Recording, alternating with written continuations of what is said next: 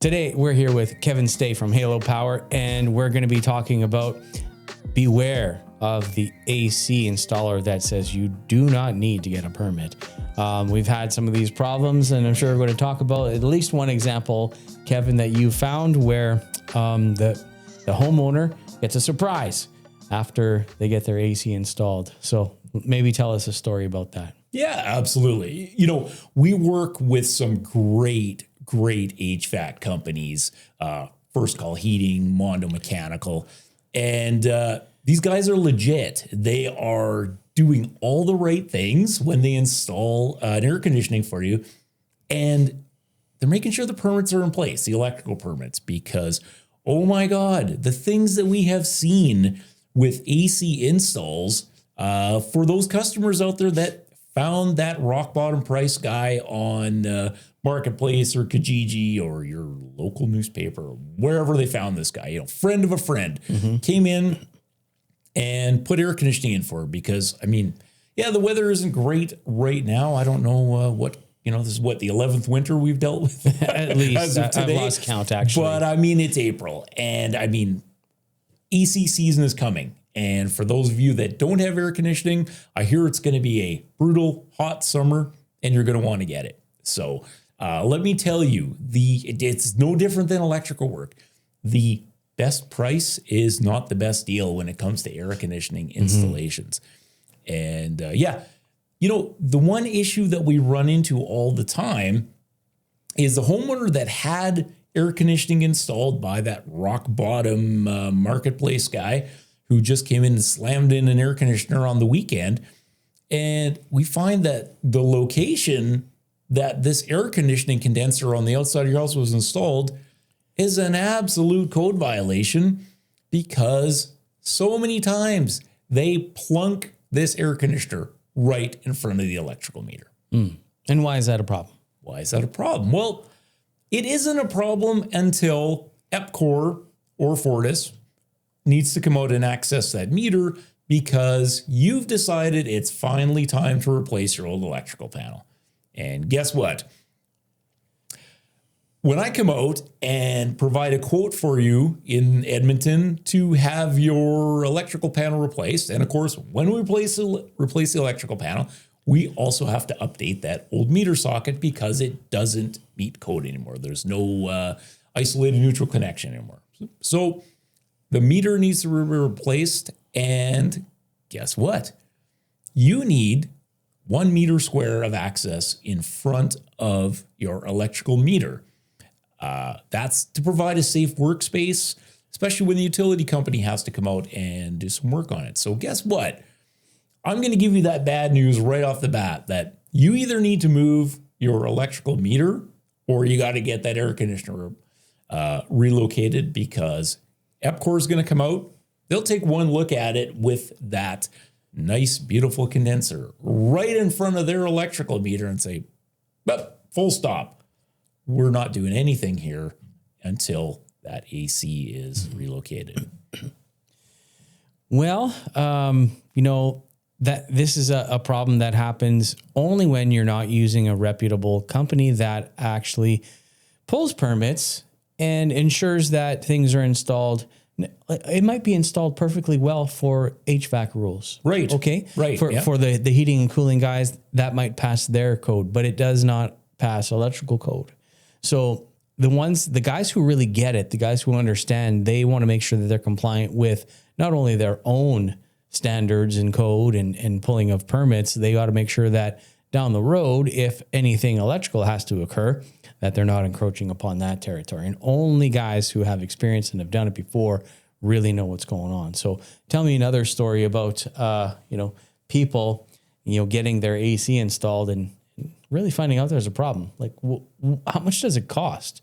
Yeah. Like, there's got to be a cost associated with either moving the condenser and or relocating the electrical meter.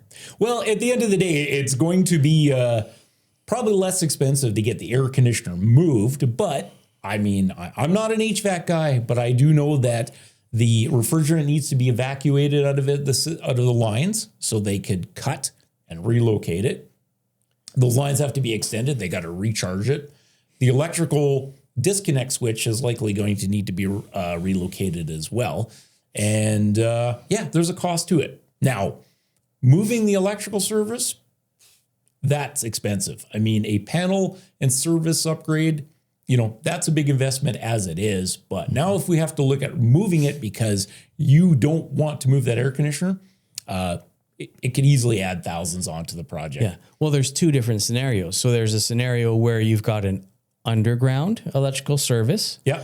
Or an overhead electrical service. Yeah. Both are going to be disruptive and they're going to cost extra. I think the underground would be an amazing expense, to say the least. It definitely can be, because that underground line that's coming to that existing location is going to have to be exposed, dug up, and it may not reach to where we need to move it to. So now you've got an underground splice added onto the cost, which is a couple $1,000 just right there. Mm-hmm. So yeah, that location of the air conditioner in front of the meter is a big problem. The other one we see is the air conditioning disconnect being installed right beside the gas meter. Okay. Now, ATCO has a vent on their regulator right on their gas meter. And you are not allowed to have any type of electrical apparatus that could be a sparking, arcing device, whether it's the electrical meter or a disconnect switch for an air conditioner. And how many times we see that air conditioner was located right beside the gas meter as well as the disconnect switch. Didn't provide that 1 meter of clearance. Code violation. There you go. Homeowner had no idea because they got a heck of a deal. This guy that came in on Saturday with the old beat up half ton and slammed that AC in at half the price of what a reputable company like First Call Heating or Mondo Mechanical would have done it for. Whether he knew it was a problem with that location, he didn't care because there were no inspections that were going to take place that would have identified that this location is a problem. And think about that, right? I mean, you've got an air conditioning unit. It's got a contactor inside the AC unit, which when it slams closed, spark. And it's right beside the vent for the gas meter. Now, you don't have to be an electrician or HVAC guy to know that that is a potential problem. It could be. I mean, the likelihood is very slim, but it's not zero. No. Really what we're trying to do on this channel is educate customers so that they have an understanding going into these things when they are getting an air conditioner installed or getting a heat pump installed or a hot tub or what have you. Yeah. So that they know what to look for. It's not so that, we want to portray Kevin as the only company you should work with. Although I think, Halo is the only company you should work with in Sherwood Park. But it comes down to educating people in Sherwood Park and Edmonton what they need to be looking out for. So even if you got a really good deal, you still have to get maybe list out the different permits that you need. I believe you need a development permit and you need an HVAC or some kind of HVAC permit and you need an electrical permit. Well, with air conditioners, actually it's pretty cut and dry. The only permit you really need is the electrical permit. The HVAC company doesn't have to pull any kind of HVAC permit. There's no gas that runs to it. Yeah. It is just the electrical permit. Nice. But that's good. When the inspector comes out, he's very savvy as to the location of where that air conditioner needs to be. So that could be the big violation, is just the location. Like you say, wired correctly, works just fine, but the location comes up. And the thing is, you don't know it's an issue until you go to get something else done. That's when it becomes a problem. We don't install air conditioners. So I'm not here trying to wave the flag for Halo. Hey, get Halo to install your air conditioners. That's not it at all. It's when we come in to do those big projects for you, like the panel upgrade, the service upgrade, or install a generator. And we come to your home and there's this big condenser right in front of the meter. Full stop.